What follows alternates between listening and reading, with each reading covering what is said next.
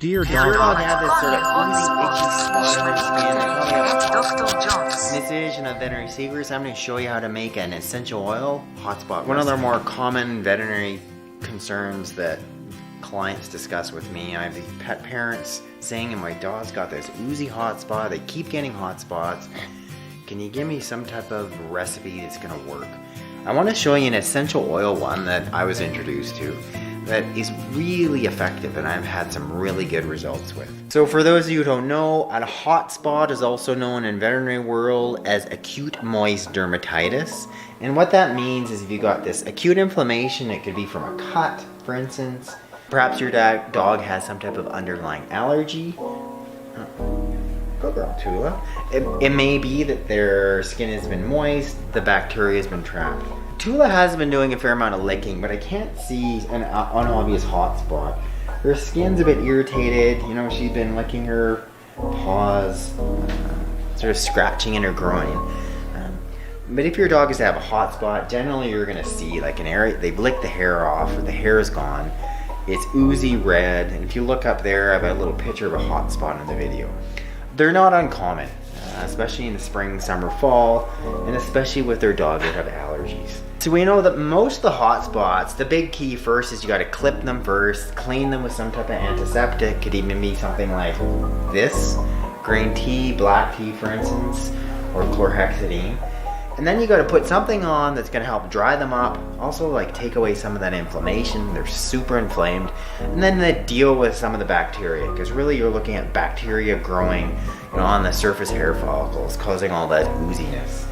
So the one recipe I really like, and I've seen some good results with, is using a combination of 3 different essential oils. So first we have, here's tea tree from Young Living. Second here we have cobabaya. It's another wonderful essential oil. It's an anti-inflammatory one from Young Living. And third we have the lavender from Young Living. So what we're looking at is, I'm looking at a combination of essential oils that are antibacterial, antifungal, as well as sort of anti-inflammatory. We're gonna deal with that itch, help dry up that, and also help sort of dry up that really itchy skin. So if you guys can get one of these, this is a 30 ml or 2 ounce bottle of just a little glass spray bottle.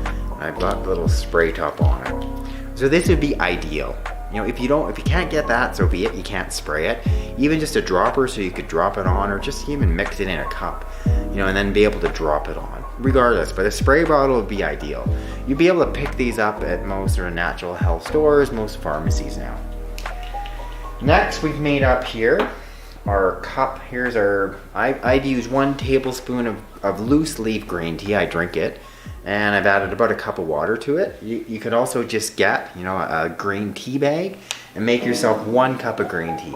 Now let's take the 3 different oils that we talked about, and I'm going to drop 5 drops of each one into our bottle here, our 8 ounce bottle.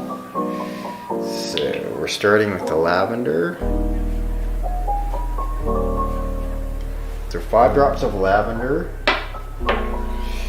This is the cobabaya. So the lavender is really good antibacterial, sort of one of the first essential oils that was popularized, used after World War I. And you have these soldiers that have all these infected wounds. Antibiotics were not yet being used or not yet invented. Lavender was working really well. So next we're using this one called cobabaya, and it's sort of considered like the anti-inflammatory essential oil. I'm going to put 5 drops of it into, sometimes it's hard to get the little dropper thing to drop straight out, but as best you can. So you got 5 drops of cobabaya in there, maybe a few more, and then our last one here is the tea tree. I think the tea tree is the one many of you have used, and when I was sort of, the first oil I was ever introduced was this. I mean, clients would come in and they've been using tea tree on their dogs or tea tree on their cats, which I don't advise, just for your dogs. So we're doing 5, there's 5 drops of tea tree in there. So we have 15 drops of the 3 different essential oils. Next I'm gonna fill up my little spray bottle with my green tea. So it's just a small amount, it's just over 2 tablespoons of green tea. So there is our diluted essential oil hotspot spray blend. It's that sort of 2 tablespoons of green tea mixed in with 5 drops each, 5 drops of lavender, 5 drops of copaiba, and then lastly 5 drops of tea tree oil. Other common sense things, just make sure that the green tea is cool. You're not spraying it on hot to your dog. Secondly, don't be spraying these essential oils, anything really that's going to be near the mucous membranes, near your pet's eyes in particular. Just be really cautious there. But for most of the guys, we're dealing with something on their leg or in their groin. So let's do a little sample spray with Tula here. See how it works. Tula's been licking in her groin, so I'm going to try a little spray in here. So here, I'm just going to shake it up so it's well mixed up. So you guys can do at home. She smells pretty good. There's a little spray.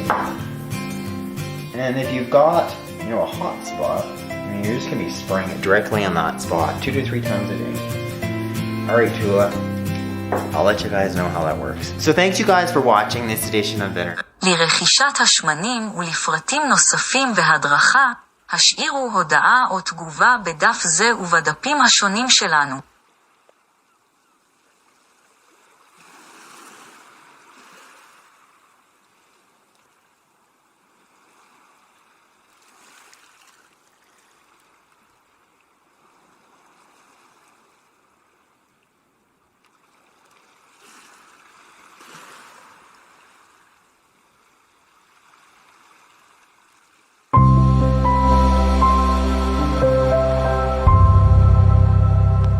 הצטרפו לקבוצת הפייסבוק שלנו, כלבים וחתולים חוזרים אל אמא טבע, כי ישנה רק מחלה אחת, והיא ההתנתקות שלנו מהטבע. הרפואה הגדולה מכולן היא ללמד אנשים איך לא להזדקק לה.